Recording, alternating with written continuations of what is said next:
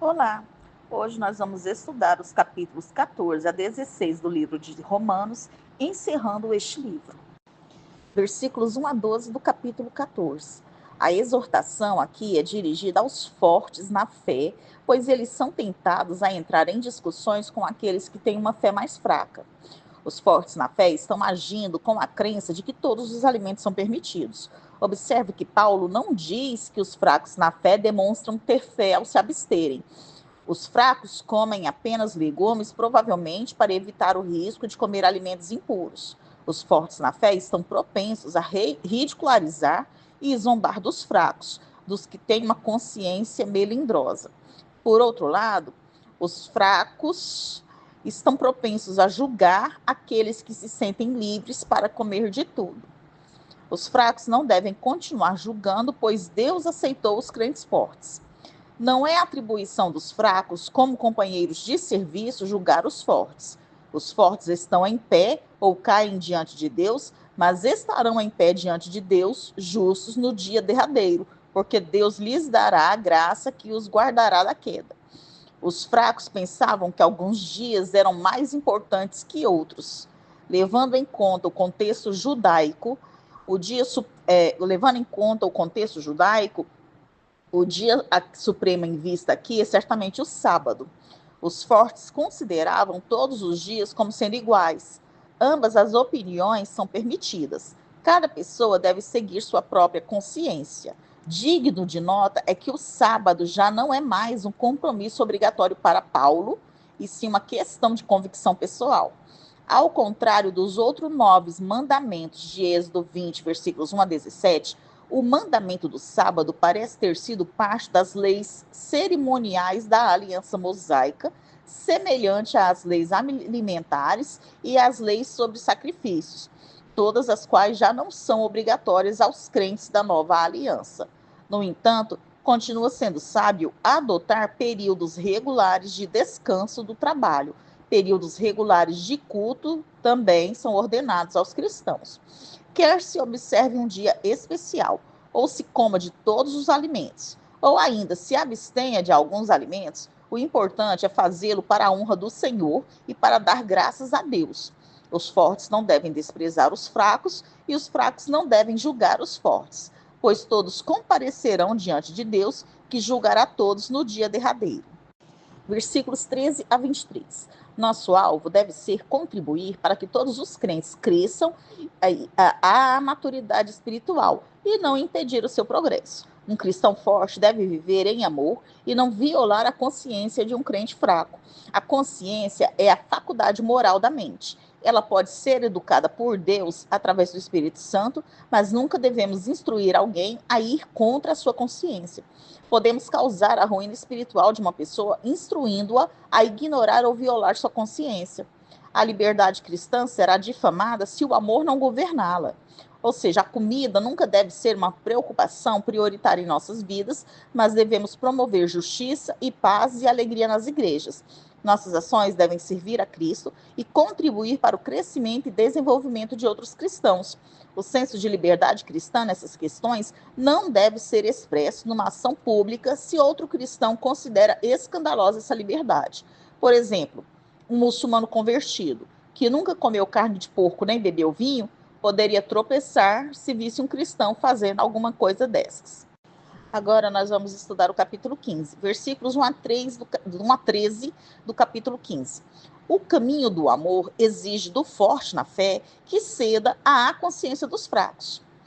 O cristão forte não renuncia à própria consciência ao se abster de algumas de suas liberdades, mas o cristão mais fraco teria de violar a sua consciência para acomodar as liberdades do forte. Portanto, os fortes devem escolher em conformidade com os fracos. O cristão forte deve seguir o exemplo de seu Senhor, que não agradou a si mesmo, pois, como predito na Escritura, Jesus suportou os insultos e a hostilidade das pessoas contra Deus. Longe de ser irrelevantes à fé cristã, os escritos do Antigo Testamento são para nosso ensino. Nem tudo neles é aplicável ao discipulado da nova aliança, mas tudo aponta para Jesus. A oração de Paulo é para que Deus conduza as igrejas residenciais em Roma a uma convivência harmoniosa, de amor e unidade, que as capacitasse a melhor honrar a Deus. Tanto os fortes quanto os fracos são exortados a aceitarem uns aos outros, pois ambos foram aceitos por Cristo, muito embora fossem pecadores. Tal aceitação mútua trará grande glória a Deus. Uma série de citações do Antigo Testamento demonstra os planos de Deus. Citações da lei, dos livros históricos, dos salmos e dos profetas se referem à recepção dos gentios e seu louvor diante de Deus. Em Salmo 18, versículo 49, o Messias está entre os gentios convertidos e oferece o louvor deles junto com o seu próprio ao Pai. Em Deuteronômio 32, versículo 43, Moisés chama os gentios para se juntarem a Israel em alegre louvor a Deus. O Salmo 117 é o mais curto e convoca um louvor universal por parte das nações. Em Isaías 11, versículo 10, o rei Davídico, o Messias, é descrito como sendo a esperança não apenas de Israel, mas de todas as nações. Alegria e paz provém da confiança em Deus, mas essa confiança é definitivamente um dom de Deus, pois os crentes são ricos de esperança somente pela graça de Deus. Versículos 14 a 21. Paulo estava certo de que os cristãos de Roma tinham sido agraciados por Deus para um serviço efetivo e uma vida eclesiástica saudável. Deus não edifica a sua igreja sem cuidar dessas necessidades. Além disso, Paulo também sabia que Deus o tinha chamado e preparado como apóstolo para os gentios. Portanto, aquilo que ele escreveu certamente seria útil para apoiar as igrejas residenciais de Roma em seu crescimento rumo à maturidade. Ele servia como um sacerdote que oferecia os gentios a Deus e queria que essa oferta fosse santa, aceitável e agradável a Deus. Paulo queria se gloriar em Jesus Cristo, aos cristãos de Roma, sobre o modo como Deus o usou para espalhar as boas novas desde Jerusalém até a província romana do Ilírico, que hoje é a atual Albânia. Deus aprovou o seu ministério e o confirmou por meio de sinais e prodígios e por muitas conversões. Os cristãos de Roma haveriam de ser confortados por esse testemunho de Paulo, pois ele ilustrava a base segura na qual eles depositaram sua esperança de salvação. Por 10 anos, Deus tinha usado Paulo como um pioneiro plantador de igrejas na parte oriental do Império Romano. Paulo tinha consciência que seu ministério estava de acordo com a profecia messiânica do Antigo Testamento em Isaías 52, versículo 15. Ele era o plantador, outros iriam regar o solo e Deus daria o crescimento. Versículos 22 a 29. O trabalho de Deus para Paulo na parte oriental do Império Romano o impedira de ir mais cedo a Roma, mas agora o trabalho estava completo e ele planejava ir de passagem a Roma numa viagem missionária para a parte ocidental do Império Romano, ou seja, até a Espanha. Paulo estava de partida para Jerusalém a fim de levar uma doação das igrejas gentílicas para os pobres da igreja judaica dessa cidade.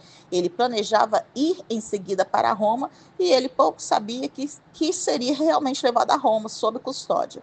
Versículos 30 a 33. Paulo fez 3 pedidos específicos de oração, para que ele fosse liberto de forças hostis, para que a doação dos cristãos gentios fosse bem recebida pelos cristãos judeus e para que ele pudesse ir a Roma. Todas as 3 foram respondidas de acordo com o livro de Atos. Agora nós vamos estudar o capítulo 16, versículos 1 a 2 do capítulo 16. Febe foi a provável portadora desta carta para Roma.